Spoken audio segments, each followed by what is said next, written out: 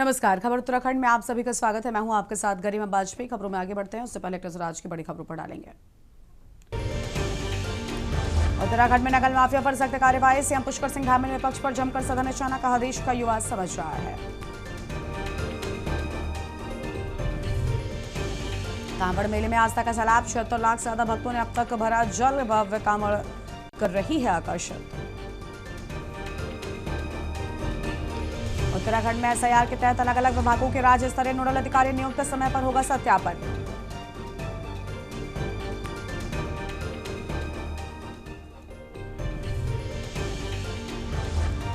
उत्तराखंड में धार्मिक पर्यटन को मिली नई गति, तीर्थयात्रियों की संख्या में भारी वृद्धि। उत्तराखंड में बदलते मौसम ने डेंगू के खतरे को बढ़ाया। 40 अस्पतालों में 1662 बेड आरक्षित।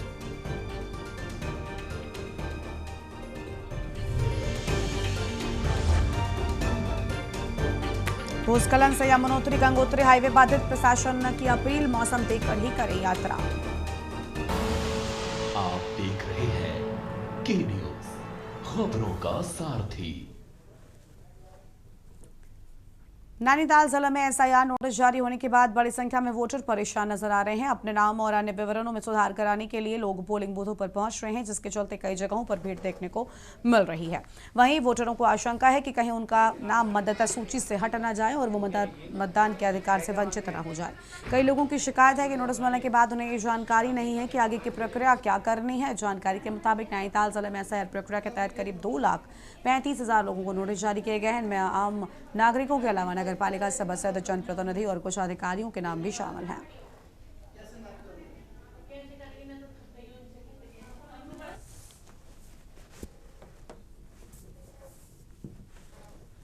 अरे सारी आ रही है, वो वाइफ हमारी सुबह से आई है यहाँ, अब वहाँ लाइन में लगी है। और कागज़ के बारे में हमें मालूमात नहीं है सब, या तो हमें पहले से बता दे तो हम वही कागज़ लेके आए यहाँ पे। क्या कह रहे हैं आप लोग कि कागज़ लाइए? कागज़ के बारे में मालूमात इतनी है नहीं अभी हमें। हम तो यहाँ से पैदाइशी वोटर हैं और इस वक्त की जो संगतियाँ असल में जो है, क्योंकि उस वक्त जो 2003 के टाइम पे ये होता था कि एक ही जगह बैठकर बीएलओ आते थे और अपने एक ही जगह सब जगह के नाम भर के चले जाते थे। पुनः अपील है कि संयम और धैर्य का परिचय दें। पॉलिटिकल पार्टीज़ के जो बूथ लेवल एजेंट्स हैं वो अपने अपने मोहल्ला, वार्ड और अपने जो उनका डेजिग्नेटेड फील्ड है, ऐसे मतदाताओं का बीएलए के साथ बीएलओ का समन्वय हो और बीएलओ ऐप से इनका 12 जो सत्यापन परिपत्र का है। और अब सीधा आपको हरिद्वार लेकर चलते हैं। सीएम पुष्कर सिंह धामी क्या कहना सुन लेते हैं। इस जन्म के भी, पूर्व जन्म के भी, सब जन्मों के, और वो श्रद्धा से, भक्ति से अत्यंत प्रसन्न हो जाते हैं। और एक लोटा जलाभिषेक करने से जो सच्चे मन से अर्पित किया जाता है, तो भगवान भोलेनाथ अपने भक्तों की सभी मनोभाएं पूर्ण कर देते हैं। और इसी अटूट आस्था के साथ हमारे करोड़ों करोड़ों शिव भक्त सैकड़ों किलोमीटर की कठिन यात्रा पूरी करके धर्मनगरी हरिद्वार से जल लेकर अपने कामों पर पहुंचते हैं और लगातार बिना थके बम बम भोलों के जयकारों के साथ निरंतर अपने गंतव्य की ओर पहुंचते हैं। इसलिए ये कांवड़ केवल एक आस्था का पर्व नहीं है, बल्कि ये सेवा, समर्पण और अनुसार सामाजिक एकता का भी महापर्व है। ये यात्रा हमें शिव भक्तों की सेवा पुण्य अर्जित करने का भी अवसर प्रदान करती है। और मुझे ये बताते हुए अत्यंत प्रसन्नता हो रही है कि इस वर्ष अभी तक 1 करोड़ से भी अधिक शिव भक्त सकुशल नामा का जल लेकर अपने अपने स्थानों को प्रस्थान करते हैं। भाइयों बहनों, आज आदरणीय प्रधानमंत्री श्री नरेंद्र मोदी के नेतृत्व में देश में सनातन संस्कृति के संरक्षण और पुनर्जागरण का अभूतपूर्व कार्य किया जा रहा है। चाहे वो काशी विश्वनाथ का कॉरिडोर बनाना हो, महाकाल लोक का निर्माण हो, श्री राम जन्मभूमि जैसे और भव्य धार्मिक स्थलों का नवनिर्माण, पुनर्विकास। आज दुनिया भारत की सांस्कृतिक चेतना का वो देख लिया और भारत पूरी दुनिया के लिए सांस्कृतिक और पुनर्जागरण इस यात्रा का प्रतीक बन चुका है। हमारे राज्य में भी आदरणीय प्रधानमंत्री के नेतृत्व में, चाहे वो केदारनाथ धाम का नवनिर्माण, पुनर्निर्माण, आप सभी में शिव भक्तों को, यहाँ के सभी लोगों का स्मरण कराना चाहता हूँ कि 2013 की जो भयावह त्रासदी आई थी, उस त्रासदी के बाद वो पूरा का पूरा परिसर क्षतिग्रस्त हो गया था, भीषण प्रलय थी वो, और प्रलय के बाद फिर से उसको भव्य केदार और दिव्य केदार बनाने का काम माननीय प्रधानमंत्री नरेंद्र मोदी जी के नेतृत्व में संपन्न हुआ है और अब भव्य केदार और केदार बन चुका है। अनेकों काम वहां पर हुए हैं। आप सब शिव भक्त वहां जाएंगे तो किस प्रकार से आस्था पथ का निर्माण हुआ है, किस प्रकार से वहां शंकराचार्य जी की समाधि स्थापित की गई है, ध्यान केंद्र स्थापित किया गया है, सरस्वती घाट बनाया गया है, तीर्थ पुरोहितों के आवास बनाए गए हैं, हमारे स्वास्थ्य का पूरा एक स्थान वहां पर बनाया गया है, लोगों के खड़े होने के लिए आस्पद बनाया गया है। अनेकों काम वहां पर हुए हैं भाइयों बहनों। इसी तरह बद्रीनाथ में भी मास्टर प्लान के अंतर्गत विभिन्न कार्य तेजी से चल रहे हैं। आदि कैलाश यात्रा को भी वैश्विक पहचान दिलाने का काम आदरणीय नरेंद्र मोदी जी ने किया और वो स्वयं आदि कैलाश की यात्रा पर गए और उसके बाद आज आदि कैलाश जाने वाले श्रद्धालुओं की संख्या कई हजार गुना बढ़ गई है। इस साल भी लगभग 55,000 से ज्यादा लोग अभी तक आदि कैलाश के दर्शन कर चुके हैं। इसी क्रम में यहाँ चाहे हरिद्वार में बनने वाला ऋषिकेश में गंगा कॉरिडोर हो या शारदा कॉरिडोर हो, ये सभी आज विकास के मील के पत्थर साबित हो रहे हैं। धर्म नगरी में भी अनेक काम किए जा रहे हैं। वहीं मुझे जब मैं इतने विकास कार्यों की बात कर रहा हूँ तो पूज्य महाराज जी आज हमारे साथ हैं और हम धर्म में उपस्थित हैं। यहाँ की पहचान धर्म के लिए है, सनातन के लिए है, हरि के द्वार के रूप में। भाइयों बहनों, संसद के बाहर जिस प्रकार का पप्पू यादव और पप्पू गैंग का जिस प्रकार की घिनौनी हरकत एक छदम देश बनाकर वहां पर हमारे संतों को, पूज्य महात्माओं को, हमारे साधुओं को बदनाम करने का काम किया है, इससे निकृष्टता कोई हो नहीं सकती है। जबकि किसी भी साधु का कहीं पर किसी ऐसे मामले में कहीं नाम नहीं आया। तो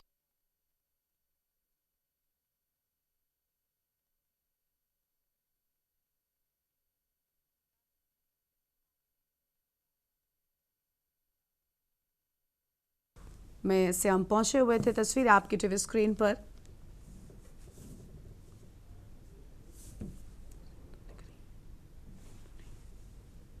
कांवड़ियों का स्वागत किया खुद से हम पुष्कर सिंह धामी ने। कांवड़िए यहाँ पर पहुंच रहे हैं, उनका स्वागत किया गया है।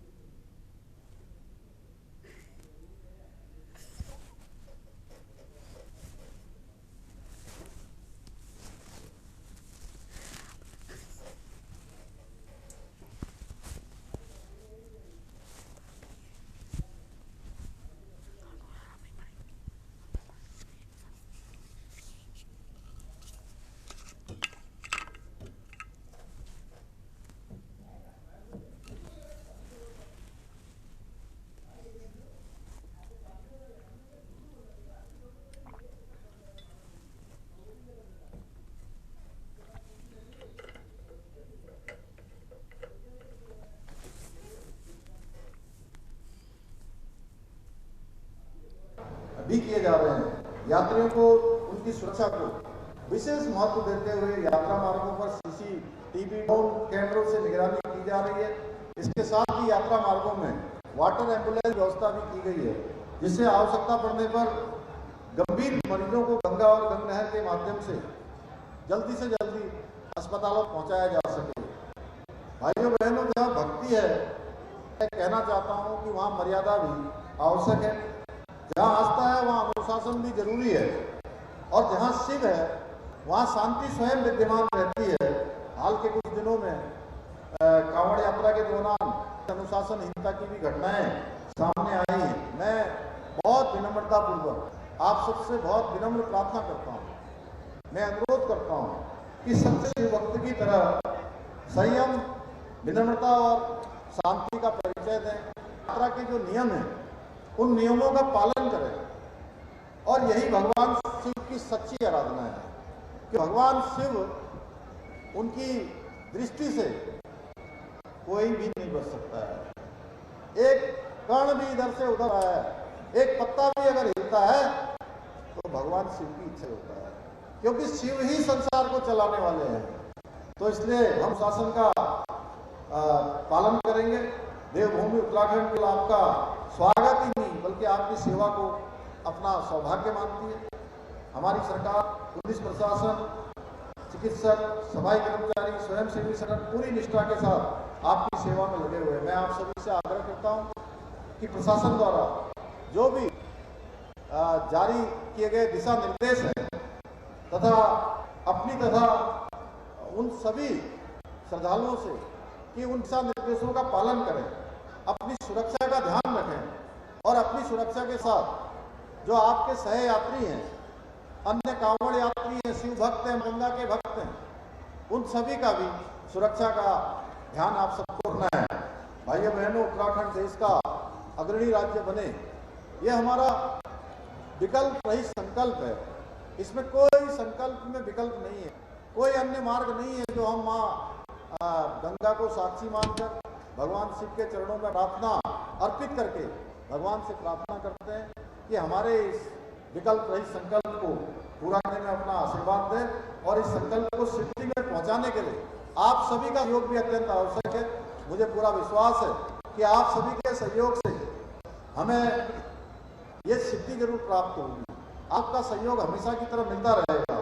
मैं भगवान भोलेनाथ से प्रार्थना करता हूँ कि वो सभी शिव भक्तों की कांवड़ यात्रा सफल बनाए, सुरक्षित बनाए, मंगलमय बनाए तथा सभी को अच्छा स्वास्थ्य दे, अच्छी ऊर्जा दे, सुख समृद्धि दे और आध्यात्मिक उनको चेतनता प्रदान करें, आशीर्वाद दें अपना। और हाँ, यदि यात्रा व्यवस्था के दौरान एक बात और कहना चाहता हूँ, यात्रा व्यवस्था के दौरान यदि कहीं छोटी मोटी कोई भी रह जाए, कोई कमी हो जाए तो उसके लिए मैं आप सबसे देवभूमि उत्तराखंड के मुख्य सेवक के रूप में सबसे क्षमा प्रार्थी हूँ।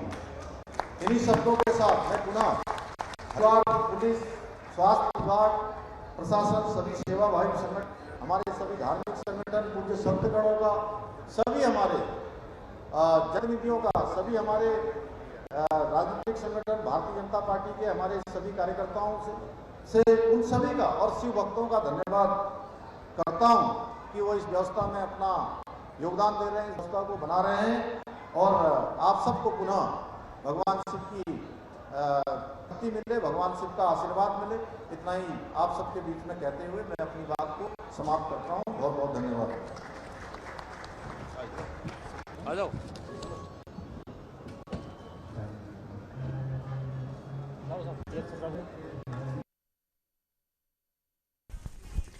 तो आप सुन रहे थे पुष्कर सिंह धामी को, जिनकी ओर से अहम बातें कही गई हैं। आगे बढ़ेंगे खबरों की ओर और अगली खबर का रुख कर लेते हैं। उत्तराखंड के मुख्यमंत्री पुष्कर सिंह धामी आज हरिद्वार पहुंचे और सीएम धामी ने कांवड़ियों के बीच जाकर यात्रा व्यवस्थाओं का जायजा लिया, अधिकारियों से व्यवस्थाओं की जानकारी भी ली है। और मुख्यमंत्री का काफिला 12:30 बजे गुरुकुल कांगड़ी हेलीपैड पहुंचा था, जहां भाजपा पदाधिकारियों ने उनका स्वागत किया और इसके बाद सीएम धामी होटल पहुंचे और कांवड़ स्वास्थ्य शिविर का उद्घाटन करते अभी तस्वीरों में आपको नजर आए।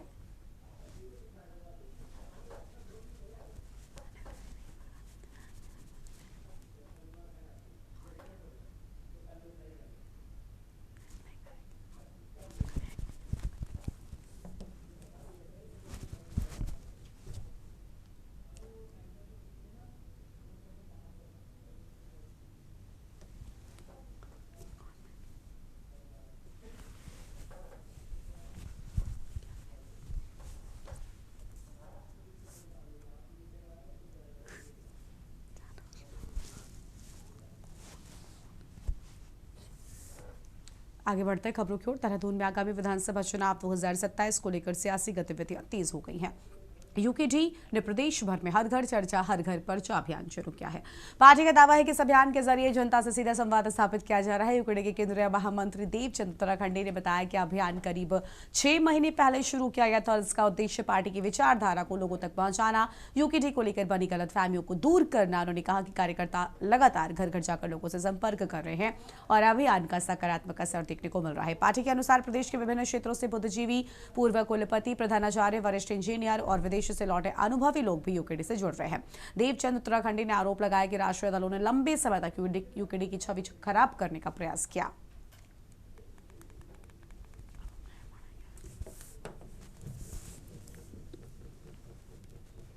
हर घर पर्चा हमारा लगभग जनवरी उत्तरायण से शुरू हुआ था और लगभग 6 महीने होने को है।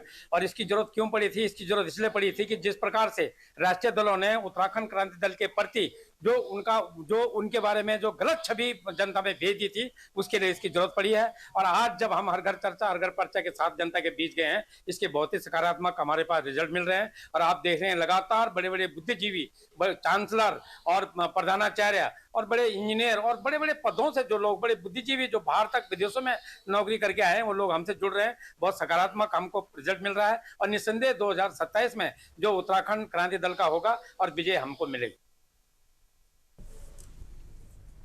उत्तराखंड में अगले 1 सप्ताह तक मौसम खराब रहने की संभावना है। मौसम विज्ञान केंद्र देहरादून ने प्रदेश के अधिकांश हिस्सों में हल्के से मध्यम बारिश का पूर्वानुमान जारी किया है। मौसम विज्ञान केंद्र के निदेशक CS तोमर के अनुसार 6 अगस्त तक प्रदेश के कई इलाकों में बारिश का दौर जारी रह सकता है। इसके बाद 9 अगस्त तक भी लगभग सभी जिलों में बारिश की संभावना जताई गई है। अगले 24 घंटे के लिए बागेश्वर और देहरादून जिलों में ऑरेंज अलर्ट जारी किया गया। इन जिलों में भारी बारिश के साथ ही तेज से अति तेज बारिश होने की संभावना है। 4 से 7 अगस्त तक कई जिलों में भारी बारिश, बिजली गिरने और तेज वर्षा को लेकर येलो अलर्ट जारी कर दिया गया है। अगले आने वाले सप्ताह में अगर हम देखें तो हम हल्के से मध्यम दर्जे की बारिश का पूर्वानुमान है अधिकांश स्थानों पे अभी 6 तारीख तक के लिए, अगले 4 दिन के लिए।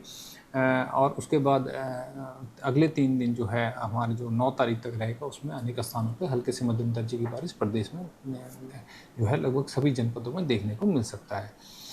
जो अभी वार्निंग जैसे आपने बताया, वार्निंग जो हमने ऑरेंज अलर्ट अगले 24 घंटे के लिए दिया, अभी सिर्फ 2 अभी जनपद में दिया है, बागेश्वर और देहरादून जनपद है उसमें, जहाँ पे कि भारी बारिश के अलावा जो वर्षा के तीव्र से अति तीव्र दौर होने के चांसेस बने हुए हैं।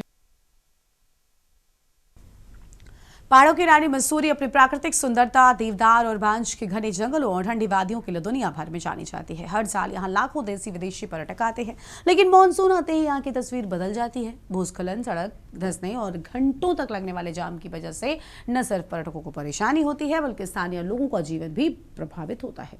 और इसी समस्या को देखते हुए अब देहरादून जिला प्रशासन एक्शन मोड में आ गया है। प्रशासन मसूरी के लिए एक वैकल्पिक मार्ग तैयार करने की योजना पर काम भी कर रहा है। जिलाधिकारी डॉक्टर आशीष चौहान के मुताबिक लोक निर्माण विभाग के साथ मिलकर इस दशा में चर्चा चल रही है। उद्देश्य साफ है, किसी भी आपात स्थिति या सड़क बंद होने की दशा में यातायात सुचारू बना रहे और पर्यटकों को दिक्कतों का सामना भी न करना पड़े। जिला प्रशासन को यह उम्मीद है कि वैकल्पिक मार्ग बनने से बरसात में जाम और भूस्खलन से लोगों को राहत मिलेगी और मसूरी की आवाजाही सुरक्षित और आसान भी हो सकेगी और लोग मसूरी की खूबसूरत वादियों का आनंद भी ले सकेंगे।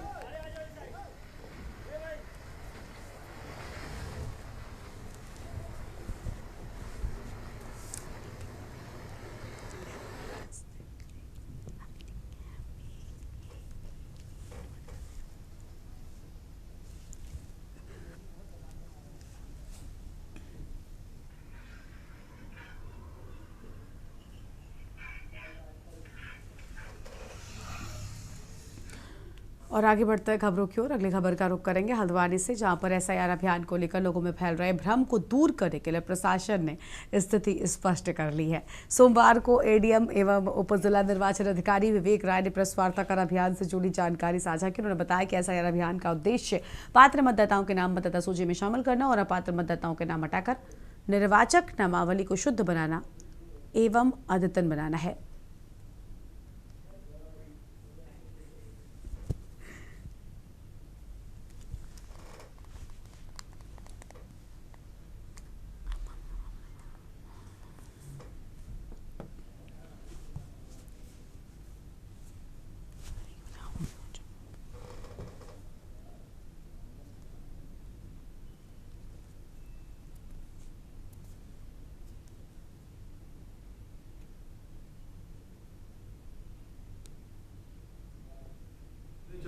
चल रहे हैं। 6,93,000 मतदाता 6 विधानसभा को मिला करके नैनीताल जनपद में हैं, जिसमें से लगभग 1,88,000 लोगों को नोटिस इसलिए निर्गत किए गए कि उनके नाम में कोई न कोई विसंगति है, मात्रात्मक त्रुटि है, या आयु में कोई विभेद है, या लैंगिक कोई त्रुटि है, साथ ही नाम में कोई पार्ट छूट गया है या नया पार्ट जुड़ गया है। ऐसी विसंगतियों से संबंधित ज़्यादातर जो है नोटिसें हैं।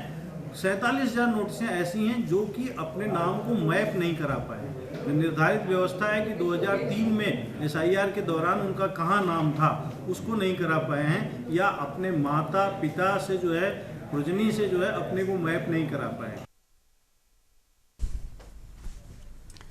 कांग्रेस के वरिष्ठ नेता और पूर्व कैबिनेट मंत्री सुरेंद्र सिंह नेगी ने भाजपा पर तीखा हमला बोला। कोटद्वार में मीडिया से बातचीत के दौरान नेगी ने कहा कि सत्ता में आने वाली हर सरकार की पहली प्राथमिकता राष्ट्रहित होना चाहिए। उनका आरोप है कि भाजपा ने देश से पहले पार्टी के हितों को महत्व दिया है। सुरेंद्र सिंह नेगी ने कहा कि जब भी राजनीतिक हित राष्ट्रहित पर हावी होंगे तब विकास की रफ्तार प्रभावित होगी। उनके इस बयान के बाद प्रदेश की सियासत में नई बहस छिड़ने के आसार हैं।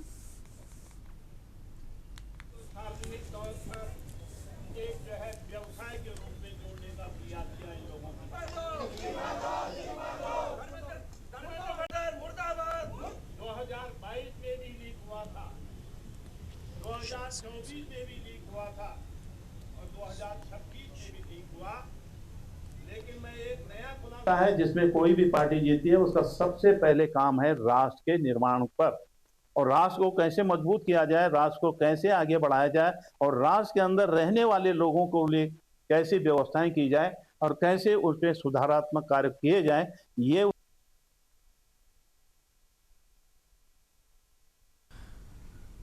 नैनीताल की मॉल रोड को 1 अगस्त से नो हॉर्न जोन घोषित किए जाने का फैसला अब राजनीतिक बहस का विषय बन गया है। क्षेत्रीय विधायक सरिता आर्य ने मौजूदा व्यवस्था पर पुनर्विचार की मांग करते हुए जिलाधिकारी को ज्ञापन सौंप दिया है और उनका कहना है कि लोअर मॉल रोड पर चल रहे ट्रीटमेंट कार्य के कारण पूरा यातायात पर मॉल रोड पर केंद्रित हो गया है। ऐसे में वाहनों और पैदल यात्रियों की बढ़ती आवाजाही से जाम और दुर्घटनाओं की आशंका लगातार बनी हुई है। विधायक ने जनहित और पर्यटकों को सुविधा को ध्यान में रखते हुए फिलहाल नो हॉर्न व्यवस्था में बदलाव की मांग की है।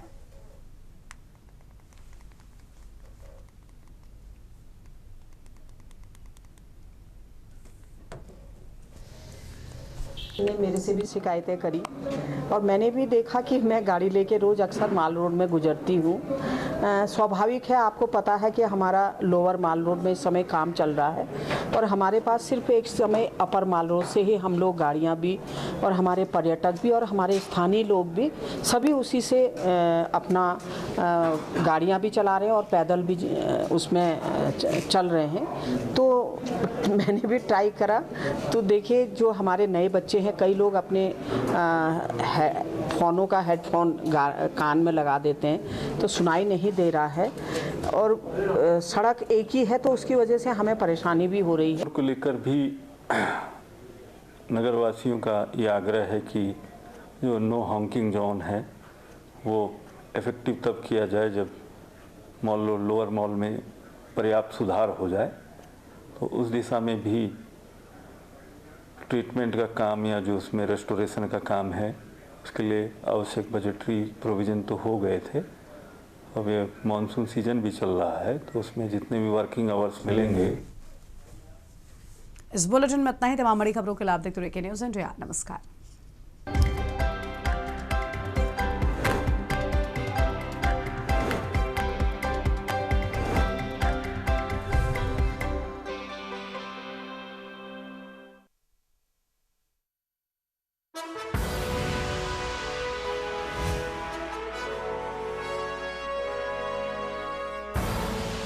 आप देख रहे हैं के न्यूज़, खबरों का सारथी।